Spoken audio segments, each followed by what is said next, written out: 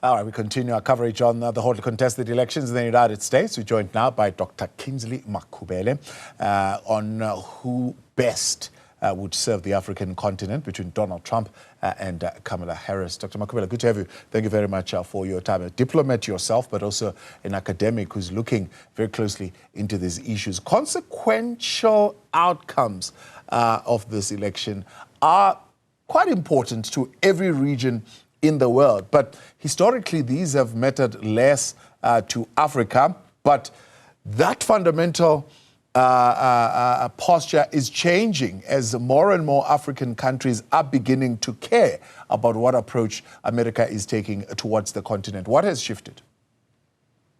Good morning, Thabo. You know, Kamala Harris is likely to carry on with the policies of Biden. Biden has never visited Africa since, I think he's going to visit Angola sometimes in December. And he hasn't taken a very good policy position towards Africa.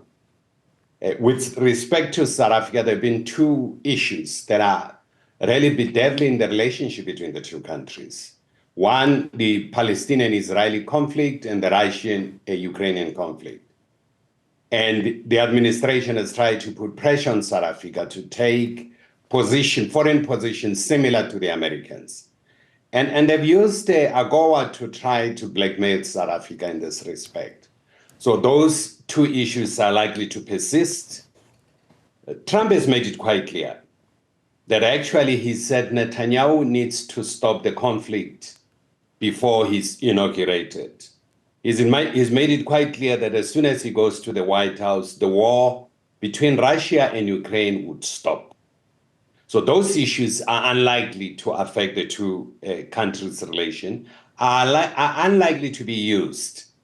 But Trump has had no interest on African issues. So it's much better for somebody who takes a laissez-faire position. He doesn't care what's going on, but he doesn't interfere with what's happening in Africa. It doesn't actually come up with policies that are detrimental to the continent. So either way, this would have some kind of impact, particularly on the so-called aspirational talks about democracy and human rights. Because up until this point, South Africa, if you speak to some of those in the politics of South Africa, but also those who speak on the politics of the continent, believe America is just a talk shop when it comes to this thing of democracy. So they're unbelievable. They overpromise. Sometimes they've been promising, for example, a meaningful involvement of Africa in some of the apparatus like the UN. But up until this point, you don't see any meaningful participation of African state in the UN Security Council. So it's becoming almost like it's a fairy tale that you're talking about when you speak democracy and human rights, because you're certainly not living up to that. You know, Thabo, the Biden administration, which is really intertwined to a very large extent with Harris. I mean, she's in that administration. They've made it quite clear that they are willing to get two countries in the Security Council, but without veto. So you get involved, but you don't have the full rights that all other members are having. So that's how they see Africa. They see Africa in terms of numbers for vote and so on.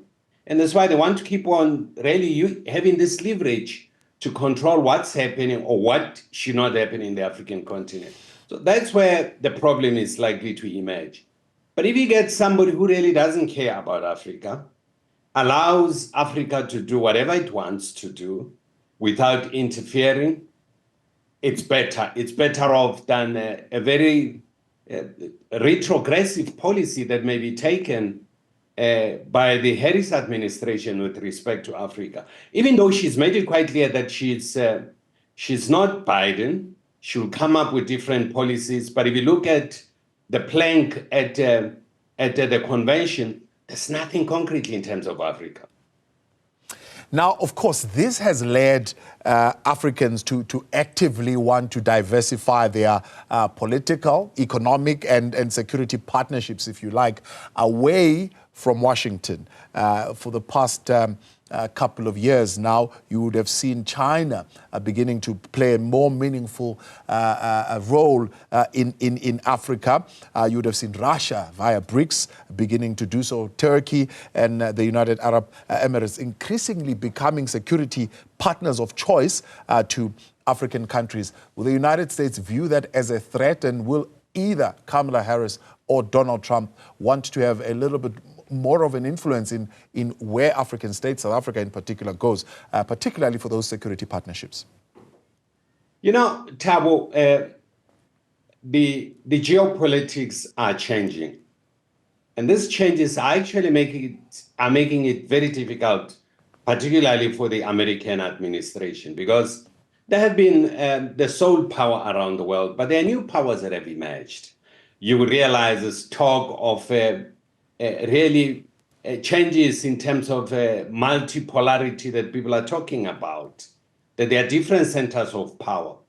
So I think the continent is quite poised to have relationship with all the powers around the world. Of course, the Americans have this thing that you are with us or with them. And that's what is making it very difficult for the Americans. But Thabo, I think they're going to realize that they are no longer the sole power. There are other powers. They need to coexist with these other powers. And it will give space also to other countries to determine their foreign policy. Secretary Blinken, about 2 years ago when he was here, a year ago when he was here, he unveiled a document that literally speaks about maligning Russia and China in Africa. And that document, it has a lot of good elements. But this obsession about maligning Russia and China, it's not in the interest of the African continent. The African continent should be let alone to determine what kind of relationship they need to have with all these countries. You would know, for instance, South Africa was put under pressure when there were military exercises between South Africa, China, and Russia. Yeah. But when there were similar exercises with the United States, no one said anything. It was okay. So it can be. South Africa must be left alone to determine its own foreign policy. And I think that's the resentment that you're seeing around the world.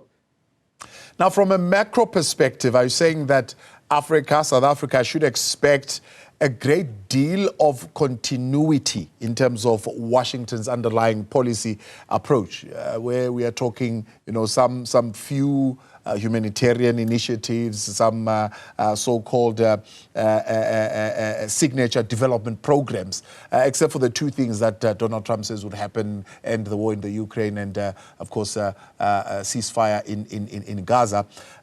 The policy is unlikely to change fundamentally. No, you're unlikely to see a radical change of policy.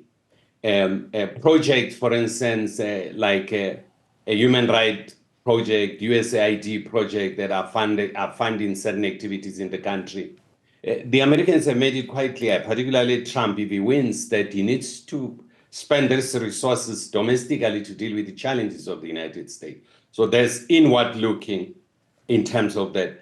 But I think this dependency on foreign aid and not utilization of resources by African continent, by African countries, it's very detrimental for long-term development. You can't have a country that its budget, for instance, is so dependent on aid, and yet these countries are well endowed in terms of resources.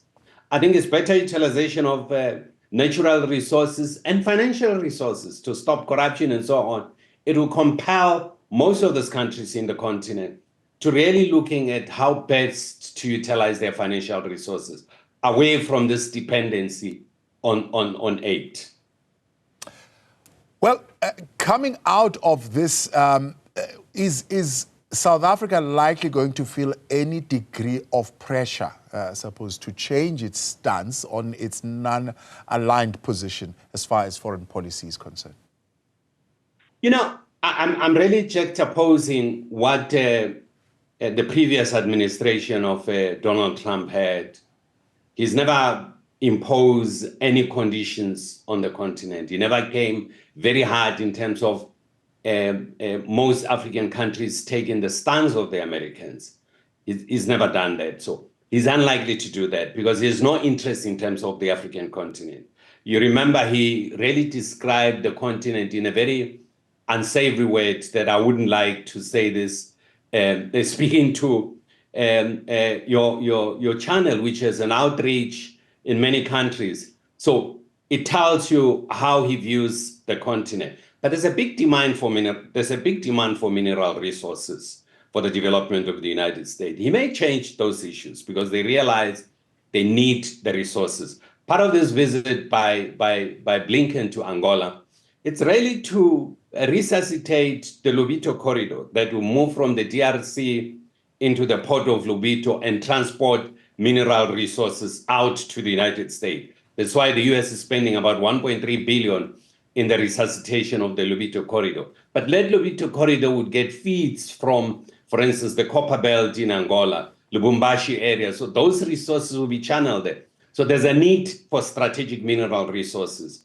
The Trump administration may have an interest in terms of developing some level of policies, but I don't think they would have policies that are confrontational, as we've seen with the Democrats. Democrats have been really a disaster lately in terms of their policy on Africa.